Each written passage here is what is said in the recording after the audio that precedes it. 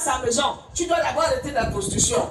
Pour venir dans sa maison, tu dois d'abord arrêter de regarder les autres du haut, la jalousie, les envies. Toutes ces choses-là sont en toi. Donc, il dit dans Matthieu chapitre 11, verset 28, venez à moi, vous qui êtes chargés et fatigués. Et il fait quoi?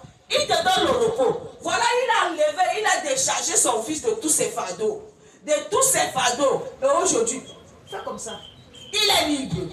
Il est libre de marcher avec Jésus. Il est libre de prêcher l'évangile de Christ. J'étais comme ça hier, Jésus m'a délivré. Je vous dis la vérité, c'est mon histoire. Mon histoire, ce n'est pas l'histoire de quelqu'un, je vous parle de moi. Alléluia. Amen. Donc c'est ce que Jésus fait.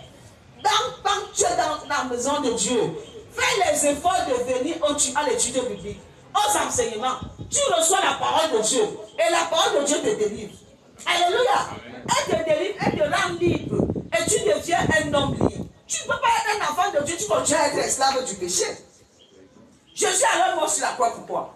Qu'est-ce qu'il a cloué sur la croix? Qu'est-ce qu'il a déposé sur la croix? Sur la croix. Au pied du Christ, il vient déposer tout ça. À genoux, à ses pieds. C'est là où tu combats tes batailles. Et c'est là où tu remportes la victoire. Parce que Jésus est souverain. Il t'aime comme tu es. Et il fait ces choses comme il veut, comme il entend. Amen. Que le Seigneur te bénisse. Amen. Gloire à Jésus. Amen. Maintenant, il est sanctifié. Il faut parler de Jésus. Tu ne vas pas prendre quelqu'un qui sort. Tu lui dis que venez, viens. On va aller évangéliser. Il vient, il pue l'alcool. Tu l'amènes où? Parce que tu manques de brebis. Tu amènes un soulard. Quand une flèche va l'attraper là-bas, il tombe, il meurt. On va dire que c'est l'église qui l'a tué. Alléluia. Donc, bien aimé, Jésus a besoin de toi dans ton état brut. Ne pas diluer.